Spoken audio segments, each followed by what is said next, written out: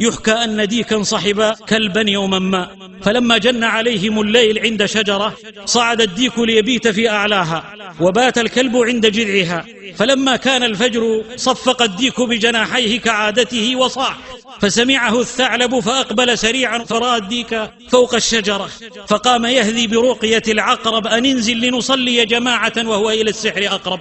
قال الديك نعم، وإلى أن أنزل نبه الإمام ها هو ذا خلف جذع الشجرة. فنظر الثعلب فإذا كلب كاسر، فولى كأمس الدابر أجبن من صافر وأوثب من طامر بن طامر. فقال الديك ارجع لا يفوتنك أجر الصلاة في جماعة. قال لقد انتقض وضوئي وسأذهب لأتوضأ. وعاد من حيث بدا فقهقه الديك وحدا.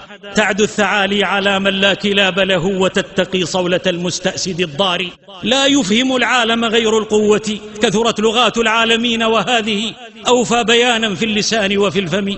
ها هم أعداء الله يحاصرون في غزة إخواننا ويعيثون بقدسنا، ومن مكن لهم فيها يرون أن أسر جندي صهيوني في ميدان المعركة جريمة حرب، ولا يرون في قتل آلاف المدنيين واستخدام الفسفور لإبادتهم جريمة تذكر.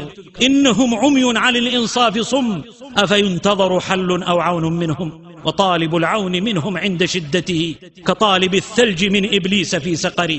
إنه عالم شاذ فاسد الذوق، يولول ويصيح ويتظاهر بالرحمة والشفقة لموت كلب أو كلبة، ولا يأبه لملايين تموت بسلاحه.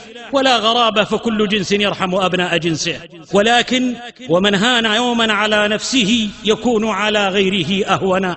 عدونا لا يؤمن إلا بالقوة، وأمتنا في مجموعها قوة، والاجتماع على التمسك بعرى الدين رأس القوة، والدين يدعو لادخار القوة.